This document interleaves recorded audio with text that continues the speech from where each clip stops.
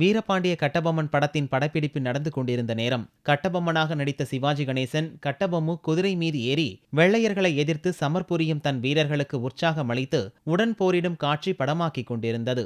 ஒரு வெள்ளை குதிரை மீது நடிகர் திலகம் உட்கார்ந்திருந்தார். காட்சி தத்ரூபமாக இருக்க வேண்டும் என்பதற்காக உண்மையிலேயே சில வெடிகளை வெடிக்கச் செய்தார்கள். எனவே சண்டை நடக்கும் மையமான இடத்துக்கு போய்விடாதீர்கள், ரொம்ப ஆபத்து அது என்று அவரிடம் கூறியிருந்தனர். என்ன காரணமோ தெரியவில்லை, சிவாஜி ஏறி வந்த குதிரை நிஜமாகவே 4 கால் பாய்ச்சலில் ஓட ஆரம்பித்தது. அதை கட்டுப்பாட்டுக்குள் கொண்டுவர முயற்சி செய்தார் சிவாஜி கணேசன். அந்த சமயத்தில் துப்பாக்கி வெடிக்கும் சத்தம் கேட்டது.